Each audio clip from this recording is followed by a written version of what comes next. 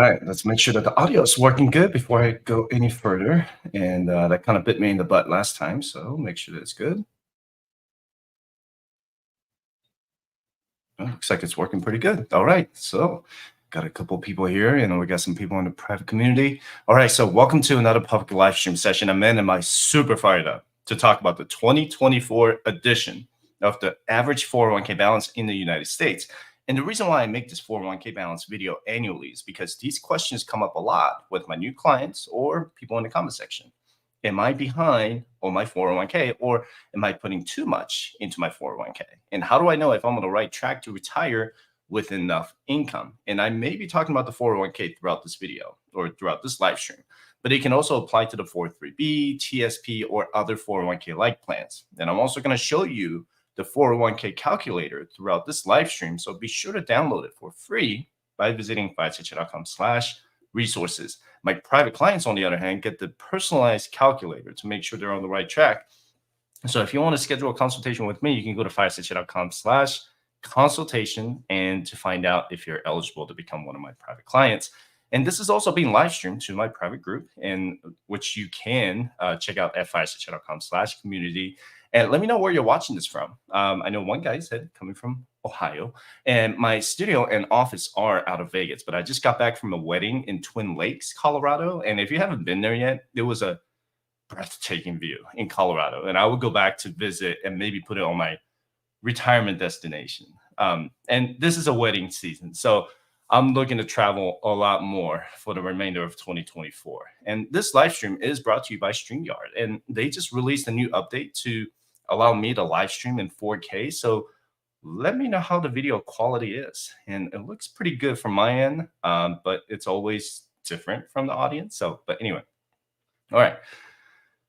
So, are you behind or ahead with your retirement savings? And every year, Vanguard publishes its analyzed data from millions of retirement accounts to find the average and median 401k balance by age, industry, and gender. And let me first go over the overall 401k balance throughout this video. So, and according to the Vanguard data in 2024, the average 401k balance was $134,128, with the median balance being $35,286. And keep in mind that the average and median 401k balances were collected from various retirement account balances. And just real quick, let me explain the differences between average and median, because I had several people try to argue with me last year in the comment section that I had them mixed up. I told them that we learned this in 6th grade in the nicest way possible, but it's always a good reminder about their definitions. And when I say average, it means that Vanguard adds up every retirement balance and then divides the total sum by the total number of existing accounts, averaging the balances of all retirement plans. Okay. So the average balance is always going to be higher because you could have multiple 7 or 8-figure retirement balances, right? And when I say it's the median balance, it means that it's the middle value of a set of numbers in ascending or descending order. It doesn't matter. So if I have 5 accounts that are $1,000 in retirement balance, and I have 5 accounts that are, let's say, $1 million, then the median value is going to be right in the middle, around $500,000, right? While we look at the data together, I want you to keep in mind that these average and median balances don't necessarily mean that you are behind or ahead of retirement. How much you personally need to retire with your 401k is very subjective. Your financial situation is different from mine and everyone else watching this video, because 401k is likely not going to be your only retirement asset. You might have your Roth IRA, HSA, taxable brokerage account, real estate, military pension, and maybe even business income throughout your retirement.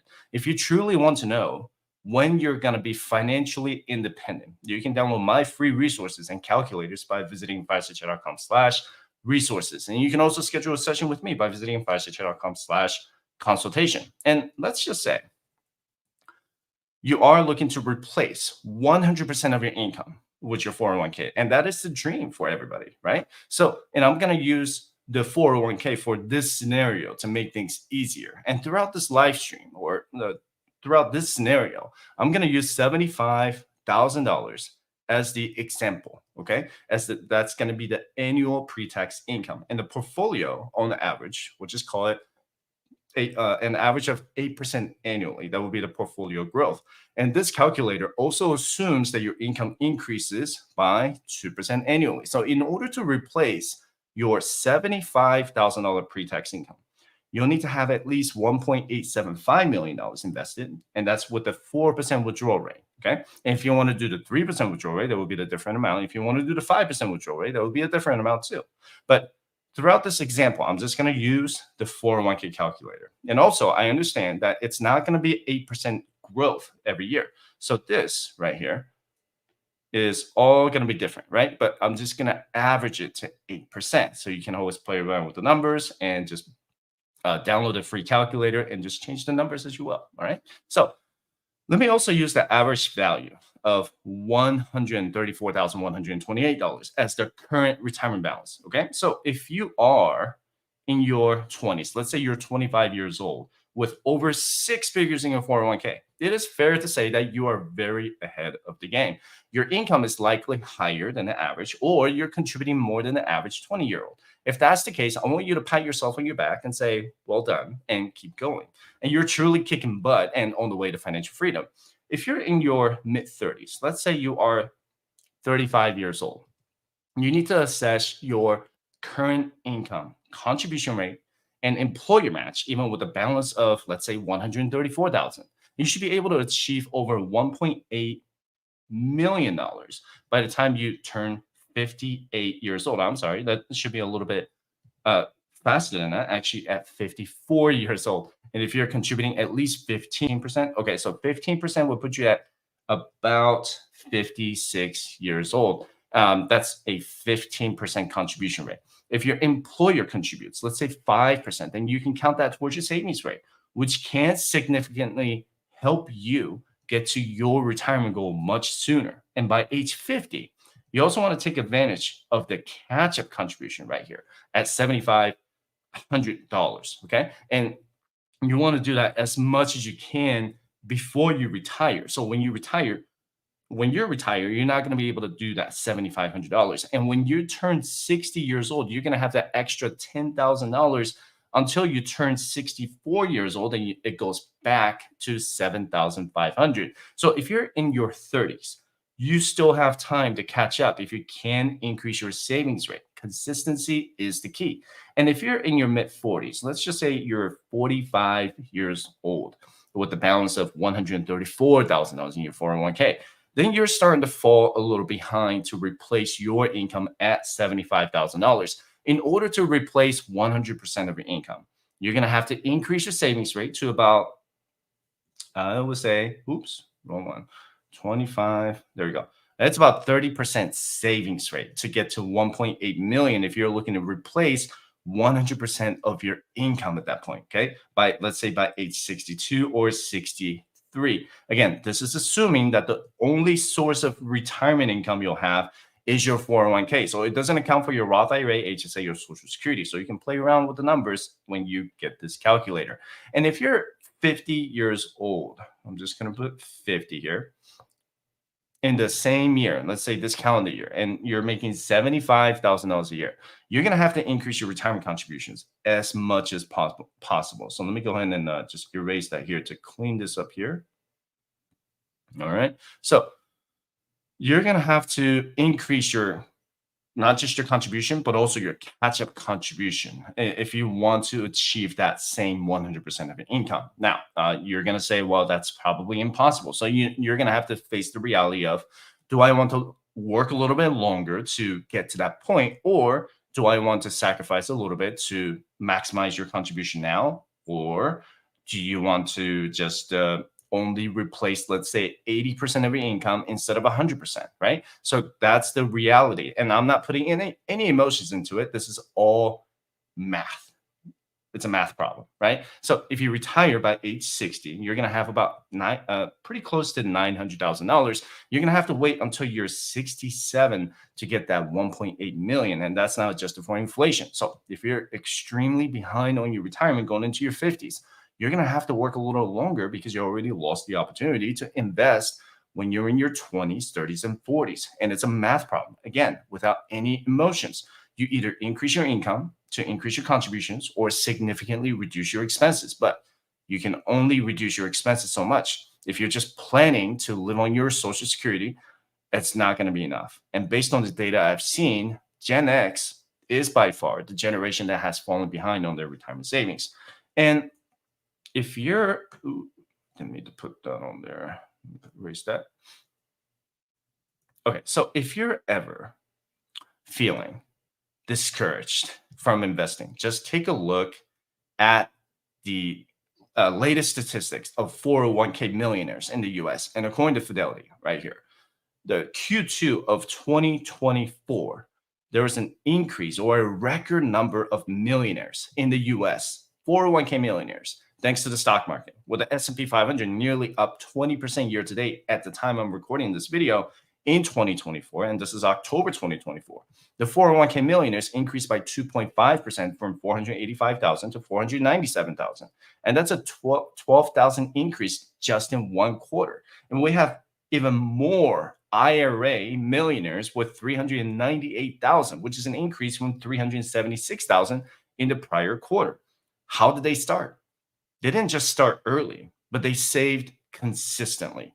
Consistency is the key to investing. And I need you guys to stop moving around your 401k like you're trading stocks. You need to stick to your investment and allocation plans. If you're 25 or 30 years out from your retirement age, does it really matter if the stock market is on a short-term decline? If we lose a 5% decline or 10% decline in value with the S&P 500, do you need to put them all in bonds and then buy it back? No, you need to just keep buying. You need to stay consistent with your savings rate. This is not a taxable brokerage account. This is your 401k.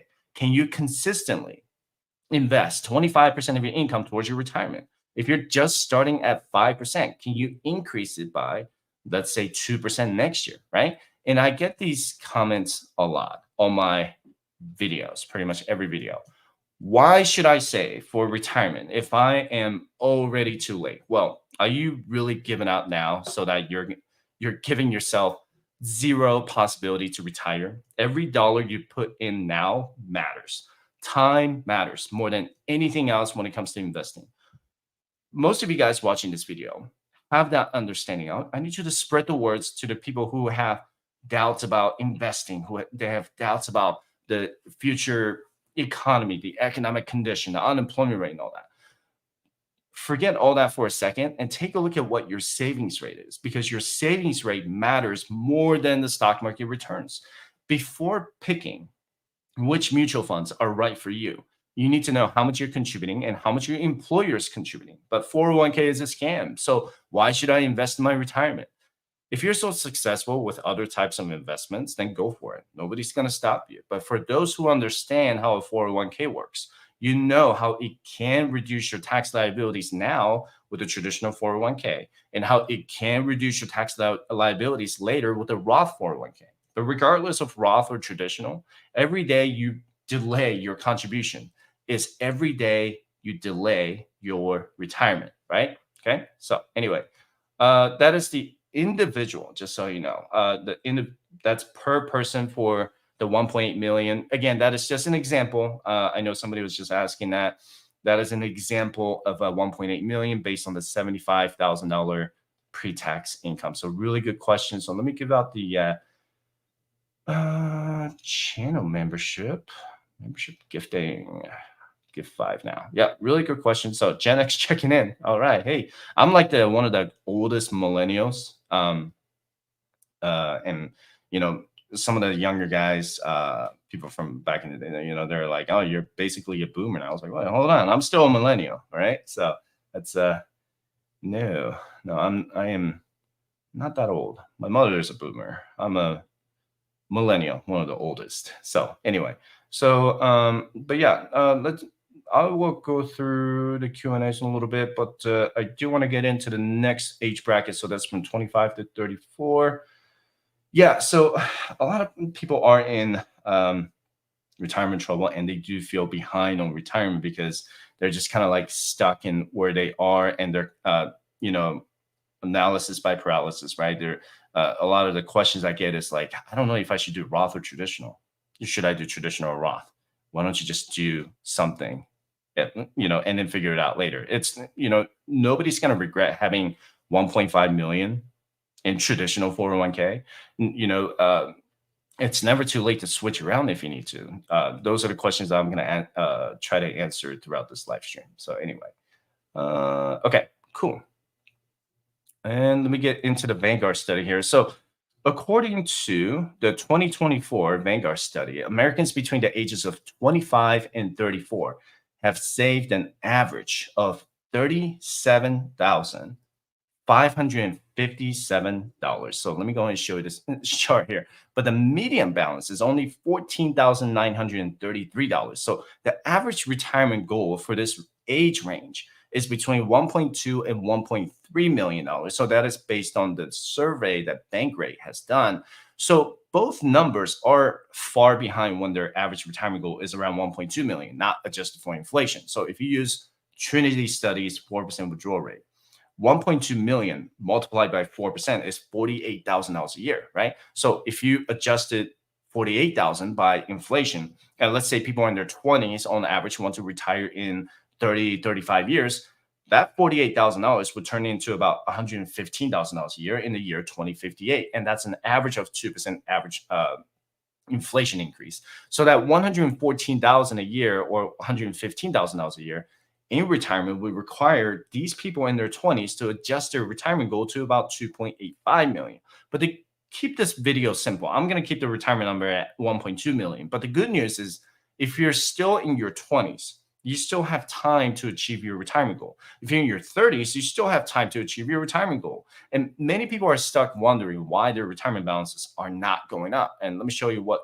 you need to do to fix that. Okay. So the first thing I want you to look at, whether you're in your 20s or 30s, is your own personal expenses. So I understand that many of you have some type of debt, but you have to change your behavior immediately. You won't have any room in your budget if you have a $700 car payment, a $50,000 student loan, or a mortgage that costs more than 30% of your income. You don't have any room to budget for retirement at that point, right? And trust me, I once had over $110,000 in total consumer debt. I had no room in my budget to save for anything. So the first step is to assess how much cash you have set aside in your bank account. Okay. So you'd be surprised how people are afraid of paying off a 24% interest rate on a credit card when they have the money to pay it off in full. If your cash is less than the total debt owed, then you need to have money set aside to pay for a rainy day fund, like your car insurance deductible, medical deductible in case of an ER visit, or a tire replacement because you ran over a nail.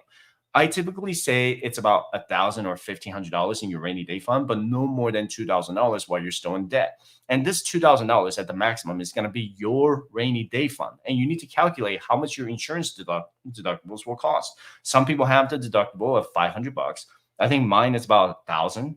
If there's an accident, knock on wood, hopefully nothing happens. But that's something that you need to look at it and say 500 plus 500 equals. Oh, look at that. The new iPad or the app, it just calculates it for me. So they're trying to take my job now. But anyway, so let's say that's going to be the $1,000 in a rainy day fund. Now, the other mentality that people really need to just kind of not get over, but overcome is that don't rely on the credit card to pay for any emergency expenses. When the rainy day fund in cash, you're going to pay with cash. But when it comes to credit cards, you can accumulate interest. So you're just taking out debt to pay for something. So if you pay $1,000 on something, you're basically paying $1,250 on all of that if you just accumulate that interest, right? 25% interest rate. So get out of that mindset and just say, I'm going to have cash set aside. So the next step is how much is your 401k employer match? Okay. So what you want to do is you only contribute to your 401k, but only up to the employer match. If your employer gives you, let's say, a dollar for dollar match up to 5%, then 5% should be the bare minimum you contribute. Okay. So for this example, let's just say 5% contribution plus 5% employer, right? And once those first steps are done, then you should start working on paying down your high interest debt. Pay off high interest debt ASAP, right? So how I define high interest is anything above 5%. And you may have a different definition, but 5% is a good benchmark to start. From there, you can either pay off the smallest balance to the largest balance, like a snowball method, right? You probably heard of that before. It's the snowball method. That would be the smallest to the largest balance, or pay the highest interest to the smallest interest, regardless of the balance, like an avalanche method, like in Colorado. And I encourage you to schedule a session with me by visiting firestation.com/consultation to find the best way to get out of debt as soon as possible. Then there's so many other methods too. Okay. But let's just take a look at once you figure out all of those steps, then the next one is going to be going into your 401k calculator. So let's say you are in your 20s or 30s. I'm going to start with age 25. Okay. So I'm going to start with 0 here. So if you do consistently save, let's say 15% of your income, starting with 0, and I'm going to reduce that income to about $50,000 a year, right? So 50,000 with an employer contribution and with a 2% annual income increase and an 8% average annual return. So at 25, you're going to have plenty more time to hit that 1.2. Let me scroll down here. So about $1.2 million at the age of 55, and then about $2 million by the time you're 60 years old. Now, the common argument is, well, that's not going to be much when when you adjust it for inflation. Totally agree. So that's why I always teach to make it up to try to get to 25%. But I don't expect you to save 25% of your income right away.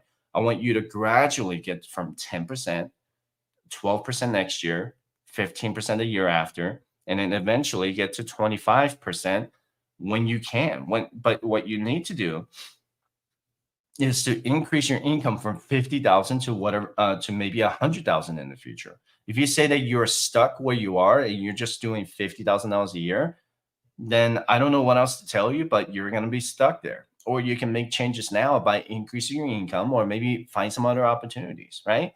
But before increasing your 401k contribution, I always recommend maxing out your Roth IRA and HSA first, if you have the HSA. Once you're done with those, then try increasing your 401k savings rate from a 5% employer match to a total of 15% between you and your employer. If your income is high in the 6-figure range, can you max out your 401k contributions? What you need to be careful of is to make sure you're not contributing too much to your retirement savings, because then you're going to tie up most of your assets to an account that you can't touch until you're 55 years old. And every year you get a pay raise. Again, try putting half of that into your 401k. If you found out from your employer that you're going to get a 5% or let's say 2% pay raise, increase your 401k contribution by 1%. Okay. What you want to ultimately achieve here is saving 25% of your gross income to your retirement accounts, starting with between your 401k employer match, Roth IRA, HSA if you have it, and then max out your 401k. So if you can't do 15% right now because your income is below 50,000, can you increase your 401k savings rate by 1% every year? Can you go from 5% this year to 6% next year? I'm a realist. I understand that you can't just go 5% to 15% in 1 year if your income is less than $50,000 a year. How about 7 or 8% the year after? Every dollar you put into this 401k could significantly increase your balance 30 years from now. Just take a look at the calculator, because it's going to show you that your savings rate will matter more than the total stock market return. So the basic rule of thumb is that by age 30, you should have 0.5 times your income saved. And by age 35, you should have at least 1x of your income. And this is assuming that you're not retiring until age 65. So if you want to retire earlier, those numbers or the savings benchmarks need to be much, much higher, right? And some employers already start offering what's called a student loan match in their 401k. So if you have a $200 minimum payment every month to repay your student loan, then show that to your employer, and your employer will put $200 into your 401k. But you have to ask your employer if they offer that benefit, because not every employer offers it yet. And again, you need to take advantage of the 401k employer match. About 30% of people, 30% of Americans still do not take advantage of the employer match. If they contribute 5% and you contribute 10%, that's a total of 15% savings rate.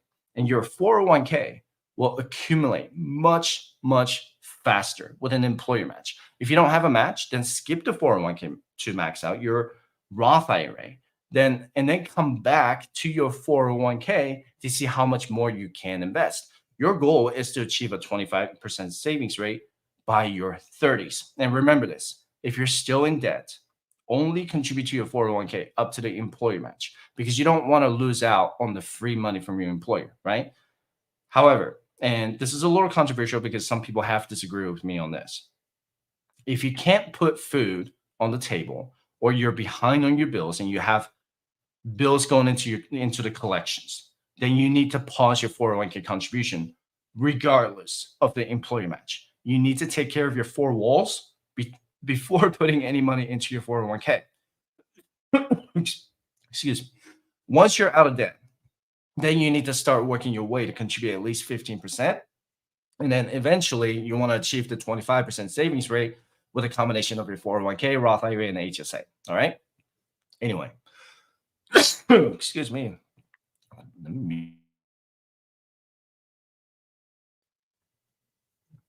Man, something just got in my. Cool. All right. So the next topic, it's a little controversial, but hopefully I'm going to try to be as neutral as possible. And I am going to be as politically neutral as possible. All right. I'm going to talk about how 401k savings are different between genders. So every year, Vanguard publishes its analyzed data from millions of retirement accounts to find the average 401k balance by age, industry, and gender. So let me go over how much working men versus working women saved in their 401ks throughout this video. And I'm also going to show the average 401k balance for each major industry, okay? And here is the average and median 401k balance by gender. The average 401k balance for men is about 157,500, while the balance for women is about 112,400, and the median 401k balance for men is 42,000, while for women it's about $31,000. On average, men save more for retirement than women across all age levels. Vanguard also showed a large disparity in savings between men and women. Now, I'm not trying to start a debate about gender inequality on my channel, but just to show you facts about what's shown on data, right? And women will live longer and require long-term care more than men. The savings disparity has been there since inception because more men are in the workforce than women, right? But if you're in a married household, then you're most likely accounting for either or both of your 401k plans together to calculate your retirement number.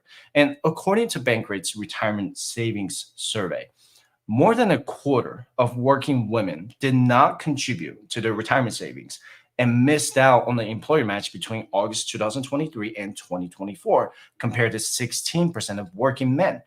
And the survey also showed that nearly 60% of women felt behind on their retirement savings, and they don't feel confident about their retirement investments.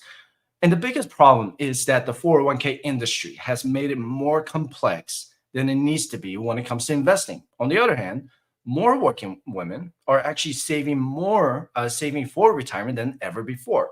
If you take a look at the stats for Gen Z, over 74% of Gen Z working women are contributing to their 401k plans. 74%, and that is up from 70% in the year 2020. And while the labor force participation rate continues to increase for women, the labor force participation rate for younger men between the ages of 25 and 34 has been declining over the years. And this is from the Wall Street Journal. As of August 2024, 89% of men were employed or looking for work, which is 700,000 less, or I should say fewer, than the labor force participation rate in 2004. This is while women's participation rate is up 6% in just the past 10 years at almost 79%. And what's concerning from this article is that younger men are becoming lonelier than due to a lack of social connections after the pandemic.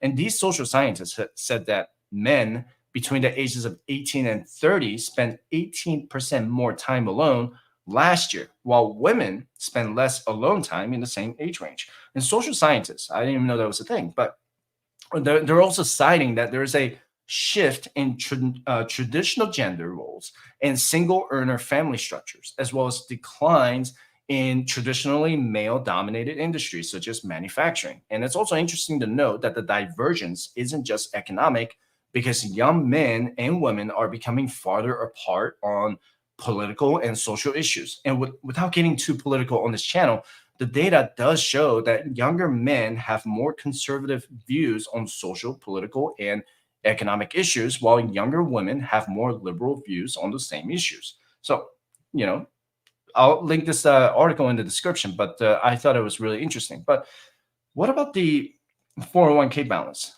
by industry? And this is from the same study at Vanguard. Okay.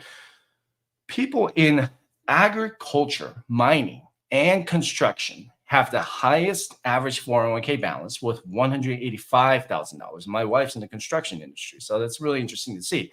And if you look at the teachers and healthcare workers, they have the lowest average balance because they most likely have a better pension plan than any other industries. So some people prefer to have a pension than a 401k because it's easier for them to understand. But what if you can have a pension and supplement your retirement income with a 401k or 403b or 457 plan as a teacher or a healthcare worker?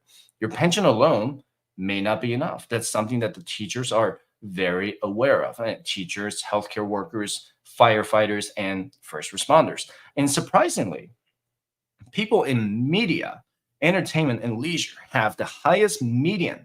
I'm talking about median here. All right. 401k balance with almost $79,000. That's really incredible. Us finance folks right here, man, we are lagging. We need to step our game up because we are second place behind the agriculture, mining, and construction industries. But anyway, does everyone need $1 million in their 401k to retire comfortably? No, not necessarily. If you're a teacher, police officer, retired military, or firefighter, you're going to have a pretty decent pension plan. So if your pension income is, let's say, 40K per year as a retired military, that's $1 million in retirement number that you can take off every time you calculate your retirement number, right? So I'm just going to use this as an example, right? So 40K multiply by 25, it's going to be $1 million in, we call that fire number, or the retire number. So you can always subtract that $1 million in total fire or retirement number from your total calculation because you have a military pension or some type of pension income coming in every year or every month, right? So far so good. So I'm going to try to slow it down here because I guess I confused this with some with my audience last year, but I'm going to try to slow it down. But let's just use an example, and let's say your retirement goal is going to be $100,000 a year. That's going to be your goal to retire with $100,000 a year. Okay, so and you make 50. We'll just say 40K a year, military pension. Then you just need to have 60K invested. So if you do $60,000 times 25, okay, so that's going to give you $1.5 million, right? So if you multiply $100,000, and I'm going to try to take it slow, but if you do 100,000 multiplied by 25, that's going to give you what? $2.5 million. So that is your financial independence number because you're going to have 25 times your annual expenses if your desired expenses are going to be $100,000 a year. That makes sense so far, right? So when you have your total retirement number at 2.5 million, But now you have a, let's say, I'm going to take out military. So let's just say pension. Okay. You have $40,000 a year in pension and $60,000 a year from your investment. So now you just need to have $1.5 million invested so that you can take that investment out at a 4% withdrawal rate.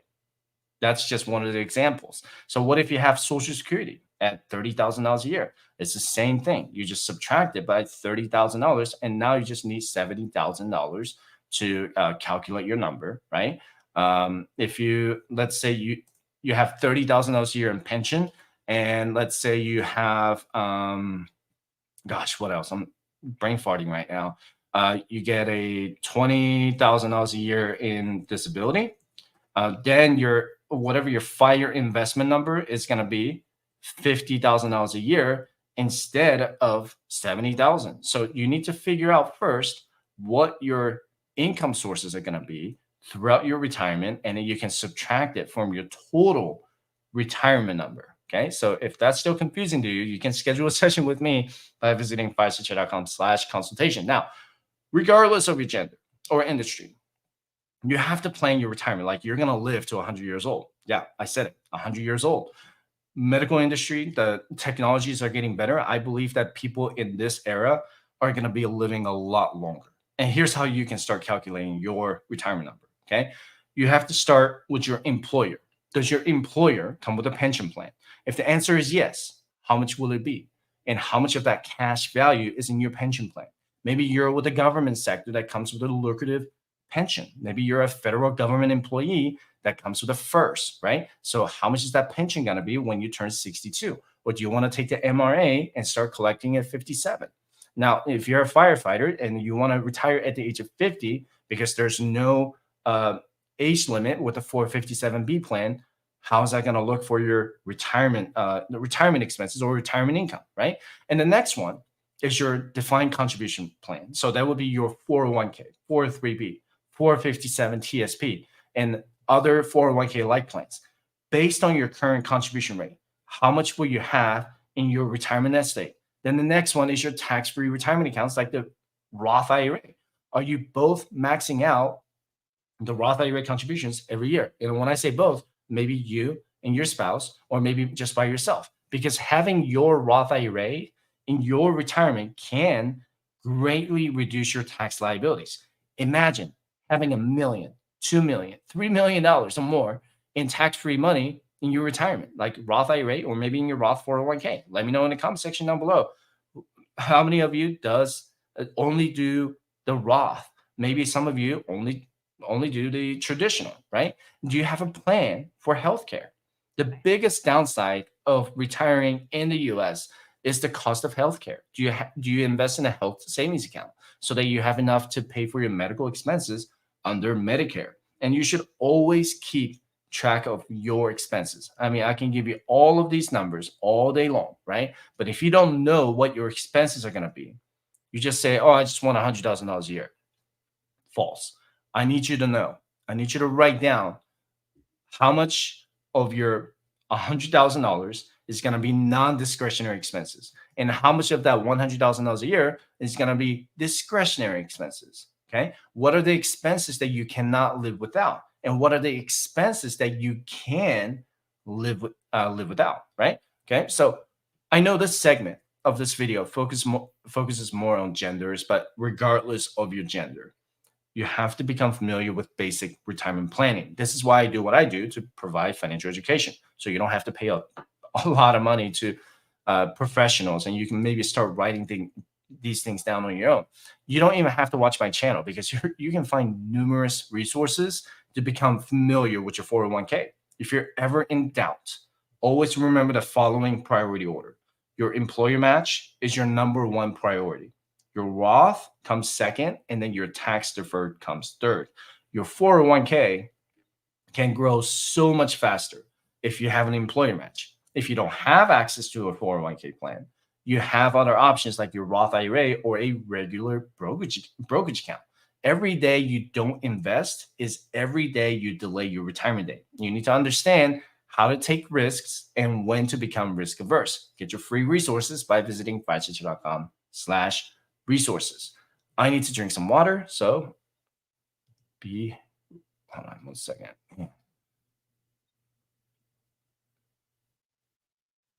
So what do you think is better? Investing 500 bucks a month, making 10% return, or investing $1,000 a month, making a 7% return on investment? You can't figure out how much you can invest without a budget. There's no way around it. I personally tested out the budgeting app called YNAB, and it's not just an app that can track your income and expenses, but it can even help you create a plan to pay down your student loans, car loans, personal loans, or credit cards a lot faster. So if you're ready to change your life by getting out of the paycheck to paycheck cycle, you can get a free trial without any credit card information by using the link in the description below. Oh heck yeah, yeah! I know quite a few TSP millionaires, and those guys are incredible. And some of the stories that there was a lady I talked to last year.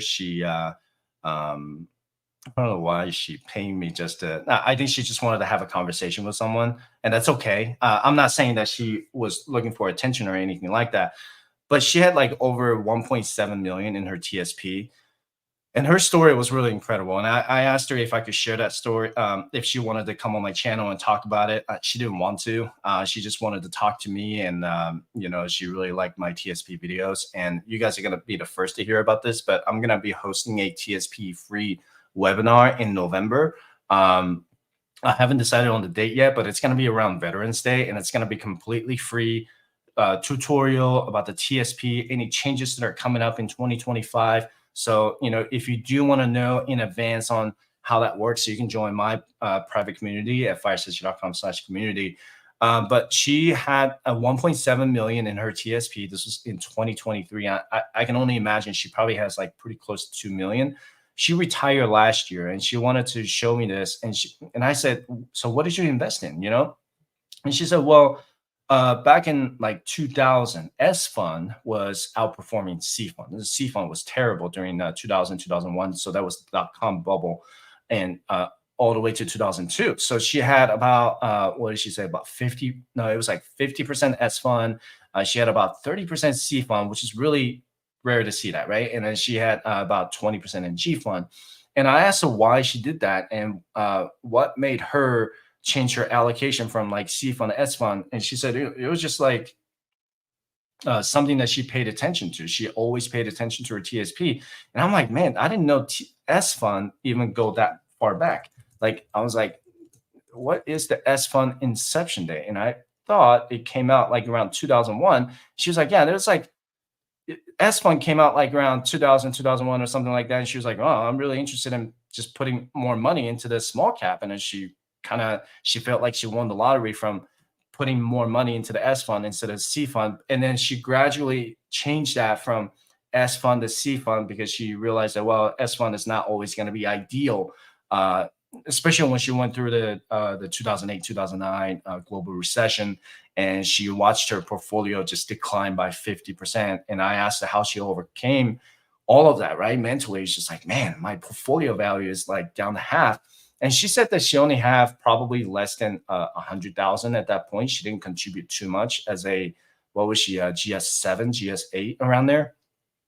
She just continued to contribute. And I guess the ignorance is ignorance is bliss sometimes, right? And she just said, I forgot about it and I just kept contributing. And she just put 100% into C fund and just let it ride. And by the time it was like 2015, 2016, she had like over 600, $700,000. And then by the time she hit, it was like 2024, or no, I'm sorry, 2022, the portfolio declined by 20%, but she had already hit over seven figures. So she was like around what, if I remember correctly, it was like around 1.3, 1.4 million. I really wanted to share that story, but have her come on the channel and just talk about it, but she didn't want to, and that's okay. And I asked her if I could just share that story with the people on the channel, and she's like, yeah, that's totally fine. The key takeaway from she did about 24 years in the federal service, and the key takeaway for her was that consistently like just save and save and save. Like, don't overdo it to the point where you don't have any fun in your life. You need to be intentional, right? I've been talking about intentional saving on this channel for years now. People just say, oh, I'm just going to invest and save and not even going to worry about what's going to come out of it. No, you need to be intentional. Why are you saving 15% of your income towards your 401k? That may not be enough for someone in their 40s, but that may be enough for someone in their 20s. How much are you looking to spend in your retirement? Those are the things that you have to think about. And now she is still not touching her TSP because she said that she can live on a pension for a while. And I'm just looking at her portfolio, and she's still keeping her all of her portfolio in the C fund. And I asked her if she had any intention of putting it into the G fund at all. And the funniest thing she ever said was, G fund stands for garbage fund. And I was like, man, I was dying. Like, she's like, I would never put anything in the G fund. And this isn't financial advice, and I'm not telling you guys what to do. It's just a story that she told me. And she was like, I'm leaving my money in the C fund. Just let it ride out. 6 years, 7 years from now, my portfolio is going to double. And how old was she? I can't remember how old she was. She's like 58, 59 maybe. And by the time she's like 66, 67, she believes her portfolio is going to grow to like pretty close to 3 million.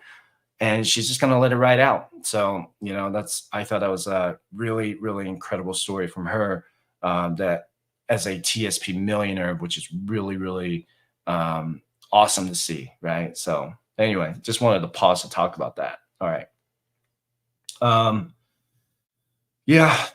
Okay. So the last one I'm going to talk about average 401. All right. So how does the average 401k balance compare between millennials and Gen X? It's hard for me to say this as a millennial, but we are getting older now. And as time passes, more and more Americans are feeling behind on their retirement savings. And the annual Vanguard study showed that average 401k balance for people between the ages of 35 and 44 is $91,281. However, the median 401k balance is only $35,537. This age group happens to be pretty close to the millennial group, and that's me, I'm one of them.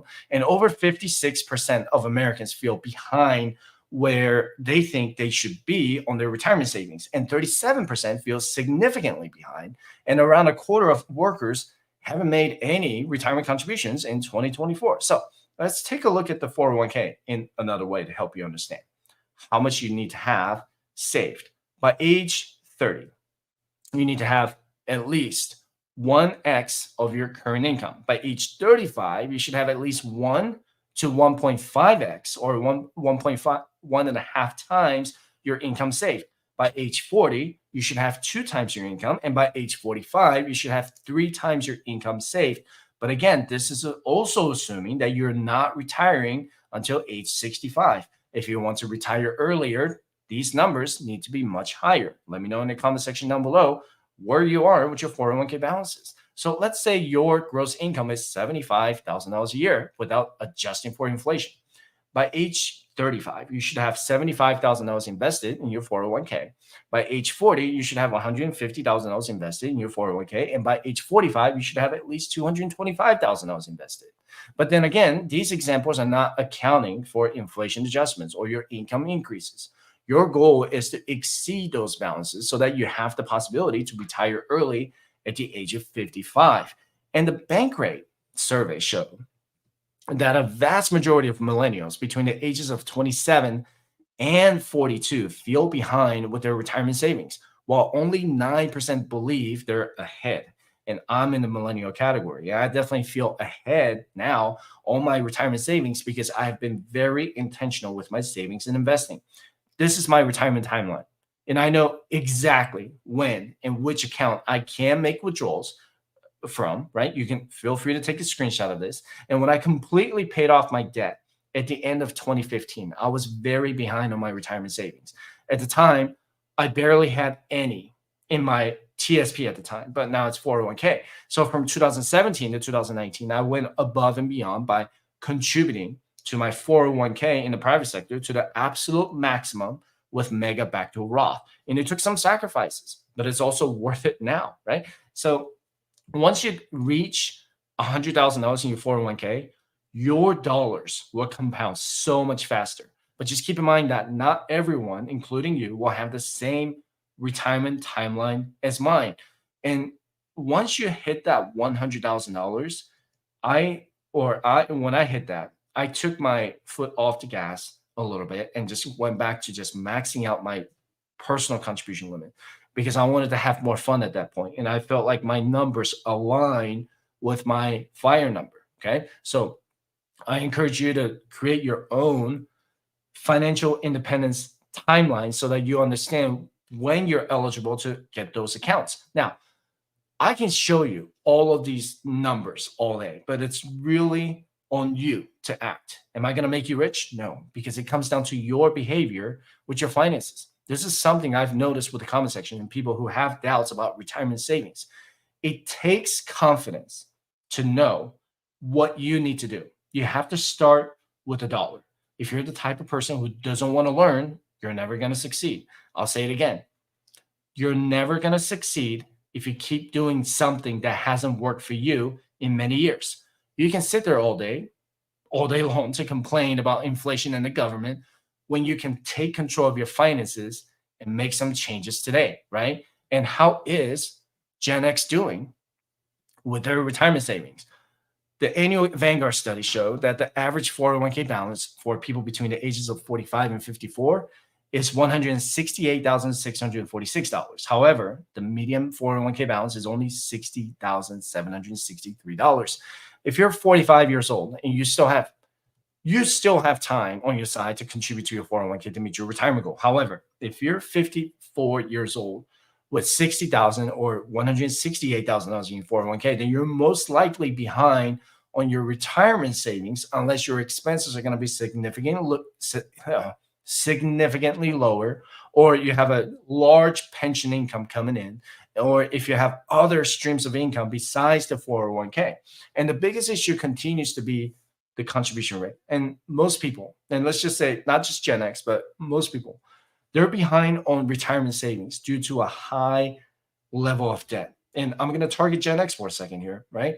And Gen X now has the highest credit card balance out of all generations. And that's according to Experian. And Gen X, their average credit card balance has grown by nearly 50% since 2012 and now exceeds $9,000. At the same time, the average credit card balance among millennials has more than doubled to just over 6,600. So millennials are not doing much better. They just have a lower credit card balance. But we need to take control of that. And workers who make less than $50,000 a year are least likely to contribute more to their retirement. That is understandable since most of that $50,000 income will go out to their expenses depending on where they live. However, higher income households, take a look at this. Higher income households don't necessarily have a higher chance of contributing more to their retirement accounts. When people are making $50,000 to $80,000 a year, there's a 28% chance that they will increase their retirement savings, but it decreases to 24% when their income goes to between $80,000 and $100,000. And this is according to Bankrate. And only about 34% of households making $100,000 or more increase their retirement contributions year over year. So when income goes higher, not everyone can or will increase their retirement contributions. And about 25% of Gen X workers do not know how much they need to have saved to fund retirement and live comfortably. And I know I keep bringing up Gen X, but that's actually for all generations. This is a concern because every one of you needs to know what your retirement number is going to be. Don't blindly invest. Know what your numbers are going to be. Are you trying to replace, let's say, $50,000 of your income, 100% of your income, right? If you're making $100,000 right now, do you want your lifestyle in your retirement to be the same at 100% or at 100K? Or are you able to bring it down to 80K per year? Those are the numbers that you need to know, right? So what are your annual expenses are currently and what your expenses will be in the future, regardless of your age. Since Gen X is much closer to their retirement age than millennials, their annual expenses shouldn't change as much for inflation. So if your annual expenses are going to be $50,000 a year, then you need to multiply it by 25 to get the retirement number at 1.25 million. So with a 4% withdrawal rate, that 1.25 million is how much you need to have invested if in the 401k, if 401k is the only investment account that you have, right? So these are the things that um, I still have concerns, and I'm trying to help as many people as I can with their 401ks. And it's just you can't you don't know where you are with your retirement because you don't know what your numbers are going to be. That is the starting point. Let's see. Man, water.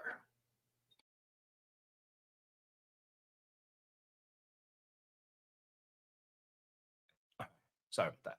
All right. So when it comes to retirement planning, for those of you between 45 and 54, you need to know how many income sources you'll have in retirement. What are your expenses going to be? Are you going to have your mortgage paid off by the time you retire? You can't calculate your retirement number without knowing your retirement expenses. Once you have your baseline expenses figured out, you can calculate your retirement number and then calculate how much you need to invest every year to get to that retirement number. And I'll say this over and over and over again. How much you contribute to your 401k will matter more than how well your 401k mutual fund performs. All right. You have to stay focused on your savings rate after getting out of high interest debt. You will become one of the 401k millionaires if you remain consistent, like that lady I was telling you about, with your savings rate.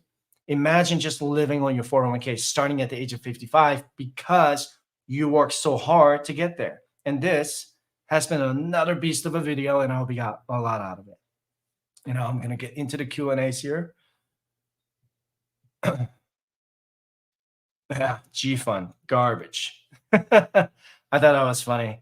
And she's an older lady too. G Fund stands for G Fund. She says something about the F Fund, but I can't really say it on the live stream. But you can use your imaginations. Yeah. A good question. So that depends. I did a video on the fire number.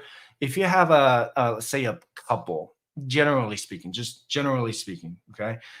If your retirement number is $100,000 per individual, and you're adding your spouse to that retirement number, you typically want to add an additional um, 50% to it, right? So I would add probably to 150,000. But it really, really depends. That's the general rule of thumb to kind of know where you should be. Yeah. So that also depends on your expenses. Here's something that I didn't bring up because today's live stream is more about 401k. Something that you can take a look at, Grand Bill's Coffee. Okay. Your stay-home parent can actually open up what's called a spousal Roth IRA.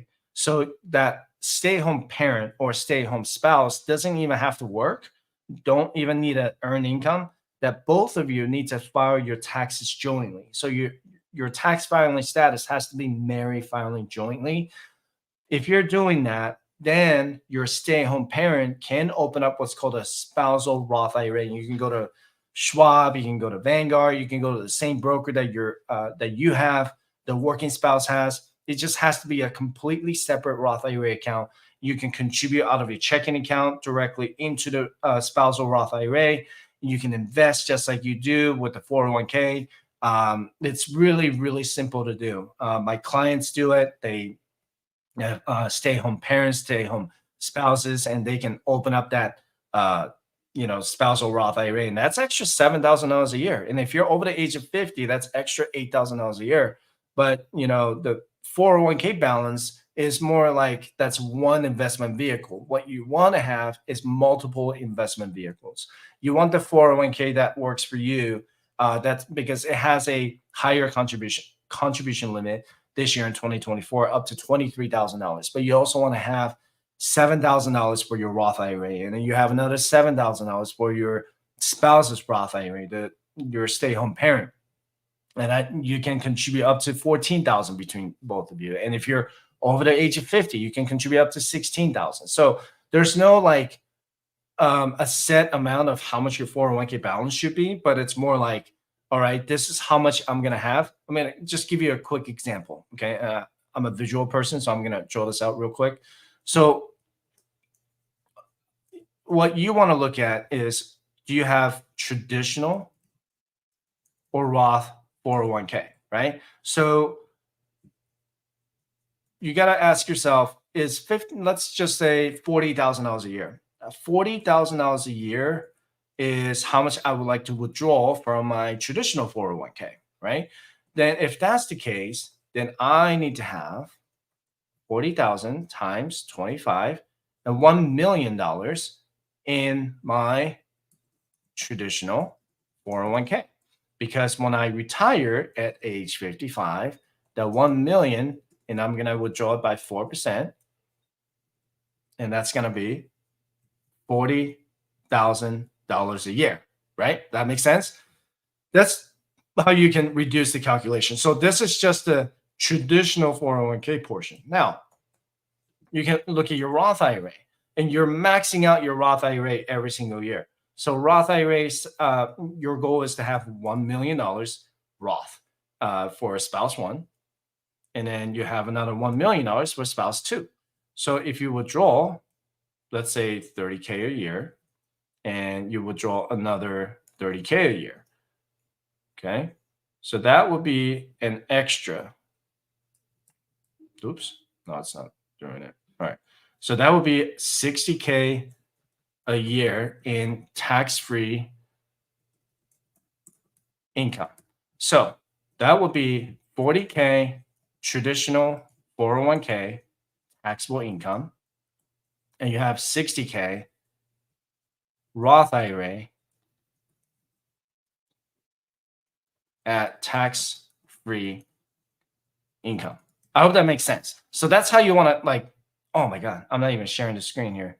I am so sorry. I thought I was sharing the screen. I'm just typing it away and I forget to share the screen, but that's, I'm so sorry. All right. So I hope that makes sense. If you want to rewind back a little bit, and that's kind of how it goes. But what you want to look at is, what are your investment vehicles going to be, right? What if you want to withdraw $40,000 a year from your traditional 401k? That's taxable income. What if you could withdraw $60,000 a year from your Roth IRA? That's tax-free income. Tax planning is going to be really huge, because right here, okay, if you're married, that's going to be about a 12% marginal tax rate. If you're single, it's going to be between 12 and 22. Now it's still going to be 12%.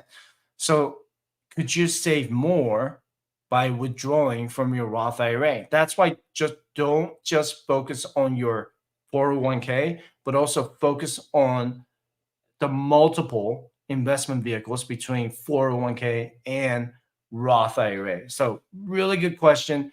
Sorry, I forgot to present it. I was typing it away and I didn't realize that I forgot to hit that button, but really good question. Okay. Let me see. Yes. Can it? Yeah. So I run a business. This is a really good question, and I'm gonna Emilsis. Sorry if I butcher your name, but yes, a self-employed individual can open up a 401k, and let's just assume that you don't have any employees. Okay, if you have an employee, like a W-2 employee working for you, then that is going to be a different question. This is going to be a different topic, but for the sake of this conversation, share the screen here, and I'm going to show that you are a self-employed individual, because I started out with this job as a self-employed individual. So regardless of having an LLC, that doesn't matter. You can have an LLC, sole proprietorship. S corporation will be different, right? But I'm guessing this is going to be a single member LLC. All right, that's what I'm going to assume. So when you have single member LLC, you can open up what's called a solo 401k. And I have my solo 401k with Schwab. I've been with them for several years now, and they have both traditional and Roth options. Okay. So it's just like you're going to be the employer. You're the CEO of your own little entity at your LLC. You're running a business. So there's different rules about this, right? So before I get into the different rules, I'm going to get into this. So you are both an employee and an employer. I'm going to start with the employee. So you as an employee, you can contribute up to $23,000, or if you're over the age of 50, then you can contribute up to 30,500 as an employee to this LLC. Okay, that makes sense so far.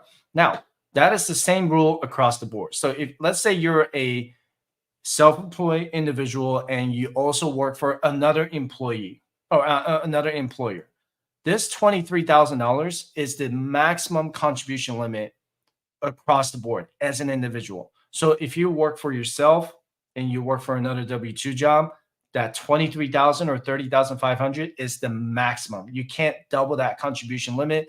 You can't triple it if you have 3 jobs. That's not how it works. That is the IRS limit set to you. Okay. Now, as an employer, you can contribute up to, well, before I can go to that, 25% of your net income. So what that means is that you have your gross business income, right? So you have your gross revenue.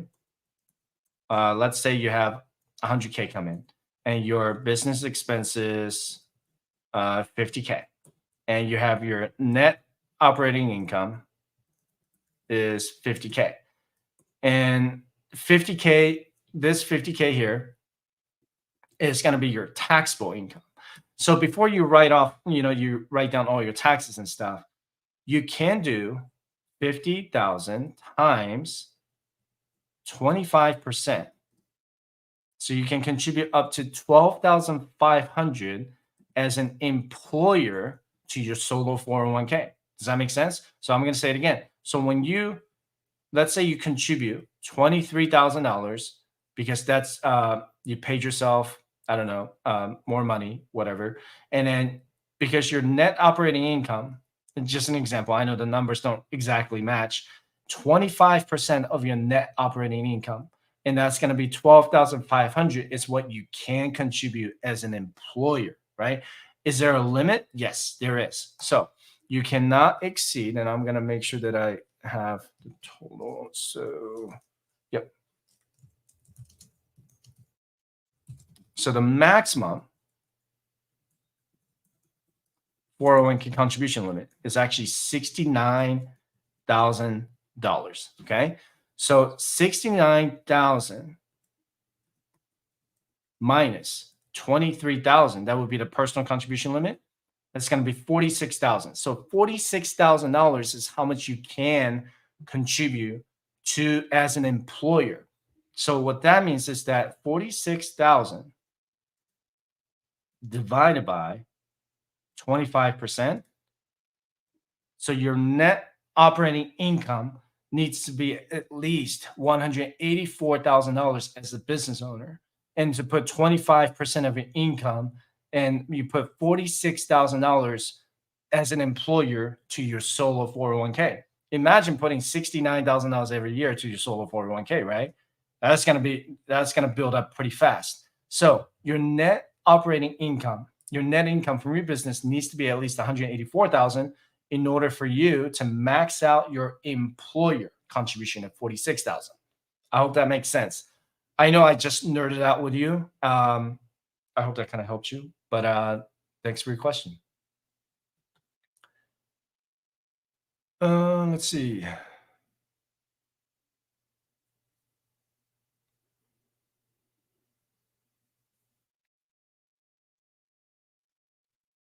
Oh, private group. Sorry, I didn't mean to do that.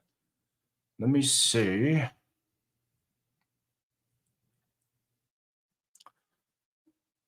question. A lot of good questions here. Okay, I'll answer this. This is good. All right. So Lad said, as a married couple, approximately how much will we be able to withdraw from our brokerage account tax-free at retirement per year, assuming we don't have additional income post-retirement? So if you can be more specific about which, like, are you talking about taxable brokerage account, or is this going to be about or are you talking about a 401k? So you got to remember this, okay? So let me nerd out again because I love nerding out with you guys. This is the common misconception, and that's okay. And I'm here to teach, right? Make sure, is this working? Oh no, did it freeze? I'm sorry. Hold on one second. My looks like my screen freeze. I'm gonna have to.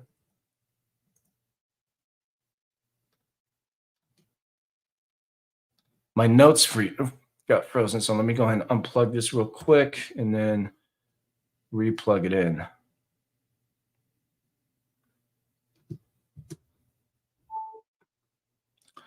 What's amazing? Oh yeah, sorry. You're the one who asked that question. Duh. Sorry. Let's see. Huh. Something ain't working here. My iPad ain't working no more. Why? Why aren't you working? Hmm. Okay. Hold on.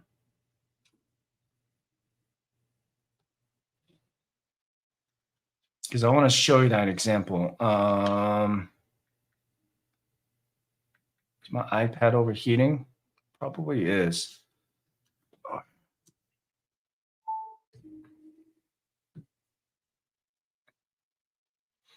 All right, let me see if that works.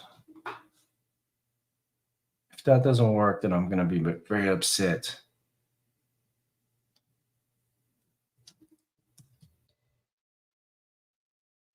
Let me see. It's going to work.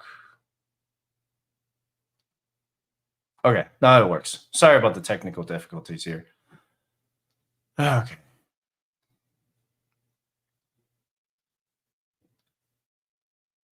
Hey, there we go. Oh, it's working. Is it working? Yep. All right. Froze for a minute.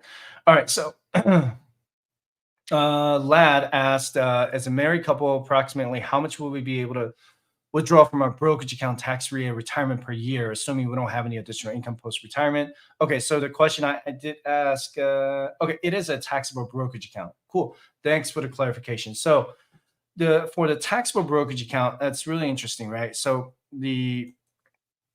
when it comes to your taxable brokerage account, I do want to pull up the long-term capital gains tax rates, and it really depends on what you're like, what is inside your investment account. I can't just say, oh yeah, it's going to be tax-free altogether. But what you probably didn't realize is that it is going to be up to from NerdWallet. Collaborated with them a while ago, but marry filing jointly, and I'm guessing that's I think that's what you said, as a married couple. So if you're filing your taxes jointly, the earnings, okay.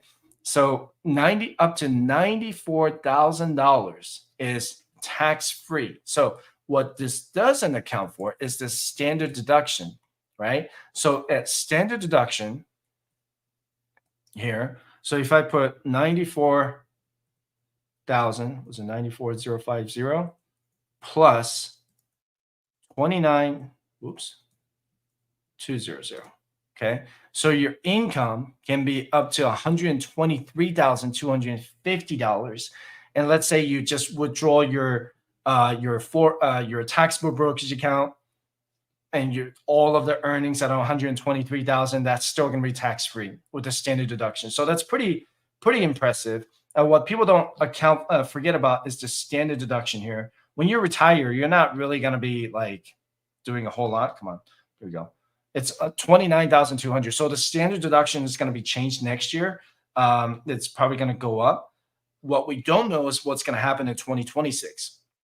If Tax Cuts and Jobs Act doesn't get extended past 2025, then this is all going to change, right? So we're kind of hoping to see the Tax Cuts and Jobs Act get extended or just permanently stay where they are. So when it comes to $94,050 plus 29,200, and I'm going to write this down, that is your standard deduction, okay? And this is going to be your income. gross income. Now, I want to make sure that people are clear on this. And this is probably one of the most common misconceptions. People assume that when they put, let's say, let's do 100K. You have 100K in total balance. You log into your Schwab account or Fidelity account, and it says your total balance is 100K.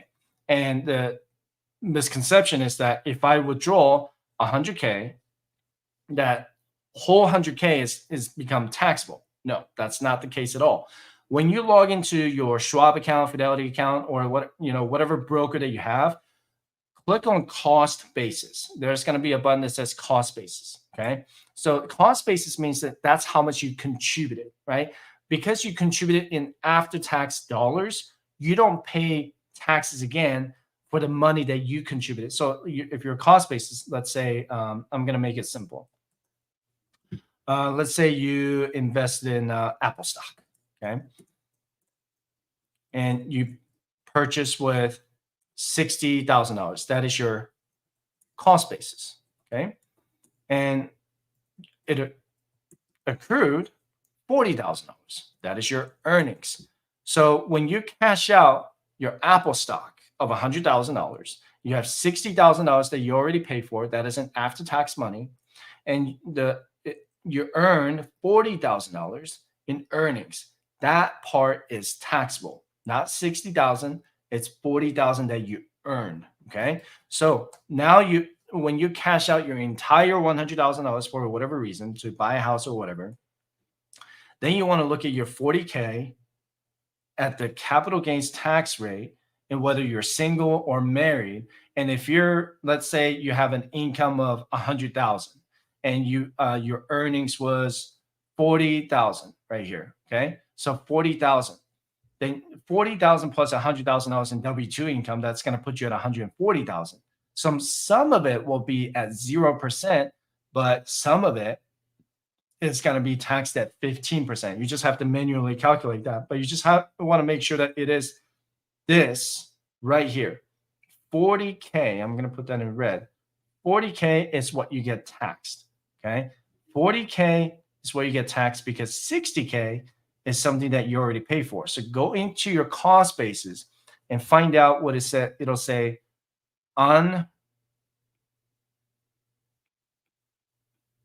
unrealized gains. Okay. When you sell that stock, then it becomes realized gains. Does that make sense? Okay. So it is up to that amount to pretty much, pay no taxes on that. Now, what about dividend income, right? So dividend income also applies to the long-term capital gains, but you have to hold a stock and you have to get qualified dividends. If you have REITs, those are not qualified dividends. Those are going to be taxed at ordinary income tax. So you got to remember, find out what type of dividends you receive. Do you receive a qualified dividend or an ordinary dividend? Okay. So you could theoretically retire early, you and your spouse, up to $123,000. Okay. So 123,250 that you receive in dividend. So if you do, let's say, $120,000, and I'm going to do divided by 3% average annual dividend yield. I mean, it's going to be like $4 million invested, right? But what if you you're going to get paid like 50,000, and that's going to be what? 1.6 million. So you could live on dividend income and pay no taxes on it. That's really just something that's going to be pretty incredible. But really, really, really good question, because when it comes to taxable brokerage account, a lot of people assume that, if I put all that money in there, I'm going to get taxed again. No, you don't get taxed again on a cost basis. You get taxed on the money that you earned. If you pay $100 in Apple stock and you sell it for $200, you don't pay taxes again for the $100 that you pay for, but you do pay taxes on the $100 that you earned, that you gained. Okay. And there's a lot of strategies on my channel that you can check out between, like the tax loss harvesting, how to offset your capital gains to capital losses. You can go to my channel to find out. You can go to firestation.com slash community to find out some of the new features that are coming out pretty soon. We do have some of the coursework that are coming out pretty soon, and I will announce that later on. Um, let's see, Attorney Aviator. Just want to say hi to you because you have been my uh, channel member or whatever for a while, but I really appreciate your commentary for sure. And I think I talked to you many years ago, but you're not that old, sir. you yeah, but save a large portion of your income. Yep, for sure. Uh, let's see. Okay, no problem.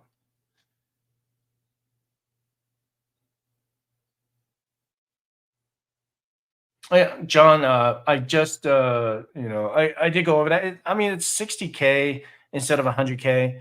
So if you do partially, that's where it comes in. That's actually a really good question because I only did the this simple calculation of if it's 100K, 60K, but can you do partial withdrawal, right? Yes, you can. So you can reduce your taxes if let's say you want to take more money out of principal, gosh, principal, and maybe less on earnings or gains, right? So if you do, let's say, I only want to cash, you have your portfolio of 100K, right?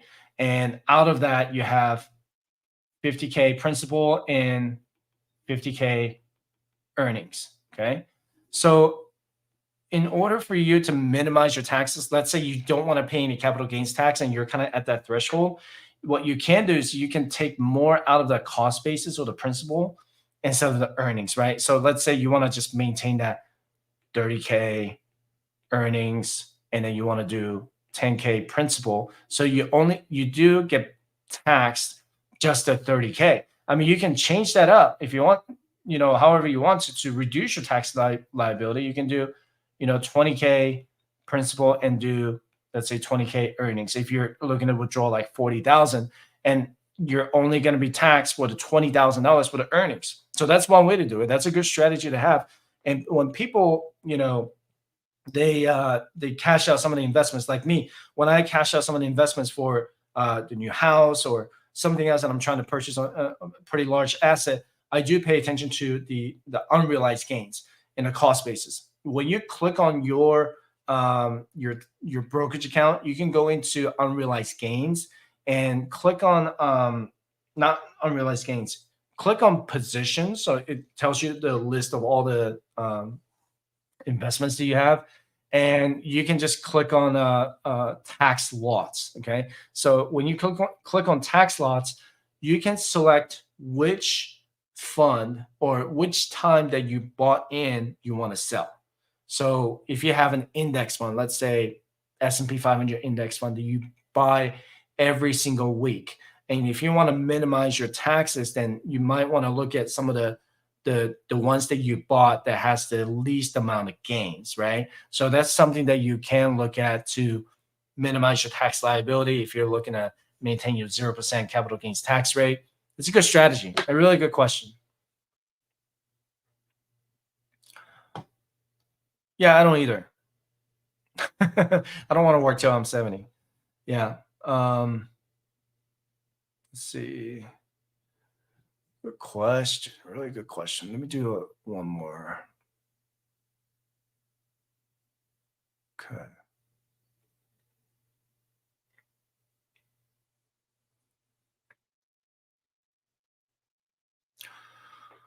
Okay. When and how should I rebalance my portfolio?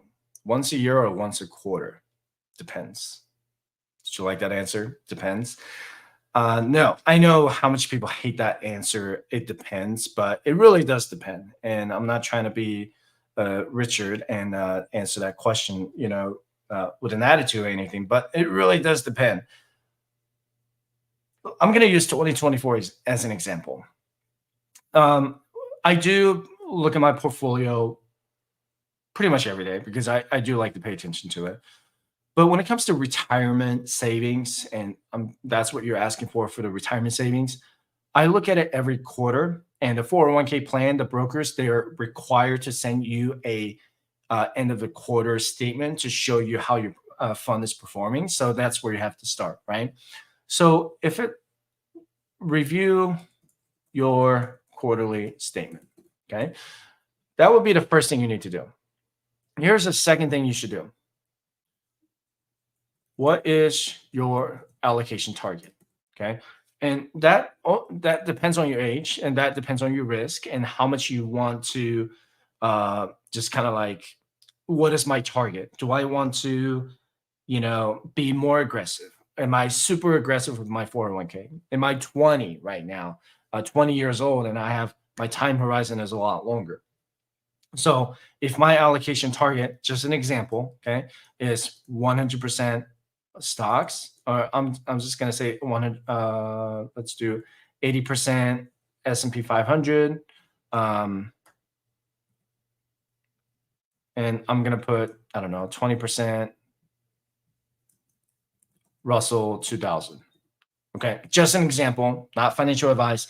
Just an example, and you're gonna do small cap 2000, Russell 2000 is small cap index fund, so 20% like that. So the next question would be, at the end of the quarter, let's say March 31st, 2024, your S&P 500 did 10% return. Okay, I think that's what happened too. And you look at Russell 2000, and it had a 2% return. Now you can do a quarterly reallocation and just say, you know what, my S&P is, doing a lot more than what I want, and I'm going to reallocate some of that into the Russell 2000 to maintain the target rate of 80% to 20%. Okay. I mean, I've seen that a lot. I know with the TSP, people are popular with the C and S fund. I get it, but it's really up to your target, right? Some people just want to do 100% S&P 500. That's fine. That makes it easier. Now, another example is, let's say you always want to have bonds. Okay. So your target is going to be 90% stocks and 10% bonds. Okay. So you can look at how your S&P 500, let's just say S&P 500, it does 20% return so far. And that's how it's been, right? 20%. Your bonds right now, short-term bonds, I believe it's about 3%. Okay. So this, depending on the balance, it might have increased by, it's increased by 20%, and this increased by 3%. So if you're the type of person who wants to maintain that target, then then you can do like end of the year reallocation and say, hey, S&P 500 has done really well for me. I'm going to sell some of this to maintain my 90% and maintain 10%. If this is like, say, 10,000, and this is going to be, oh my gosh, can't do math. So you can just say, all right, I'm going to make it 9,000, and that's always going to be $1,000, and it just grows every year, and you can just manually calculate it. Now, here's another example. What if you have individual stocks? And I love individual stocks. I do, but I have to be very, very careful with individual stocks. My wife and I, we always follow this. So we have index funds. The majority of our assets are in index funds, and then we have about between 10 to 15% in individual stocks. Okay. So I'll just say 85% index funds and then 15% individual stocks. I had when I invest in individual stocks, we do the research. Like, we don't just blindly invest in any individual stocks and then hopefully make that return. I think that's a mistake for especially people who are just starting out with their investing journey. Index funds have been really easy to do, and they have gained really well. Okay. Now, I'm a nerd and I love individual stocks, but only certain stocks. And one of the stocks I had, I'm really debating if I should even share this because that's not my intent to tell you, oh, I invest in this stock and this is how much I gain. Okay, I'll share it. Meta. I invested in Meta in a lot in October, November 2022. And you remember 2022, believe it or not, the cost basis was around $90 a share. If you look at the Meta stock right now, it's about $500 a share. Okay, so it's 5x since then. Now, I'm not bragging here, but when we reviewed at the end of 2023, Meta stock was around $400 a share. So this individual stock portfolio went from 15% to about 35%. Okay. So 35% of my portfolio became all individual stocks and the rest of my index funds. I mean, that's cool, right? I was like, oh, yeah. I mean, look at this. This is a lot of money. But this is where we kind of mess with the risk scale, right? We had a discussion. Do we want to maintain that 15%? Or do we want to bring it down from 35% to 15%? So what we did, and I did shave some of the individual stocks, sold some Meta stock, and invested that into the index funds. So that would be the allocation, right? I went from 35%, not down to 15% right away. We went to 25%. So I sold probably about 10% of that stock and then invested that into the index fund gradually. And then when Meta hit about $500 a share, I sold a little bit more to make that profit and put that right back into the index funds. Okay, so now I am probably around 20% individual stocks and 80% index funds. Okay, I never talk about individual stocks on this channel because that's not my intent, and I don't, not by any means, I don't ever tell people like, yeah, do these individual stocks and you can make this much money. And, you can watch other YouTubers for doing that, but that's not me at all.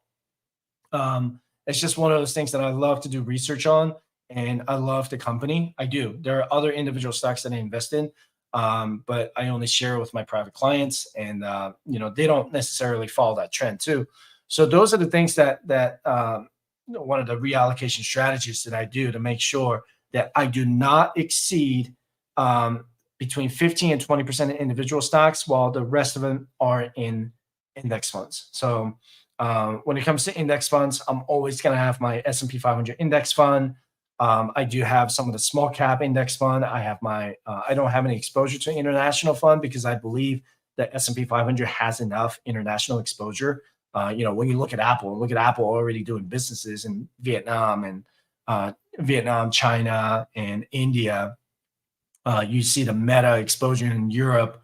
Microsoft, it's pretty much worldwide, right? So I feel like I don't need to do the international funds because the S&P 500 itself has enough exposure for that. And there are some sector ETFs that I do. Those are really, really, really more risky because they only focus on specific sectors. Like you can look at energy. I don't invest in those.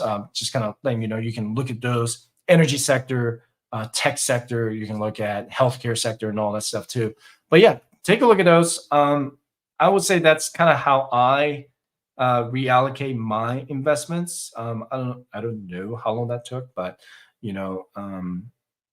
just kind of one of those things. But on the side note about the bonds, and I know people were talking about CNS funds a lot, but some people do CNG funds. I mean, that would be the government bonds. I'm talking about TSP right now, but I heard a pretty good argument the other day that if you receive a pension, treat that more like bonds and treat your 401k contribution or TSP contribution more of a stock portfolio. Let me know what your thoughts are. I don't know if I agree with that yet. I think there should still be some risk management to every portfolio, especially if you're close to your retirement age. So anyway, that was a really good question. I really appreciate it. And Really enjoy going live stream with you guys, and I will be back in 2 weeks to go on.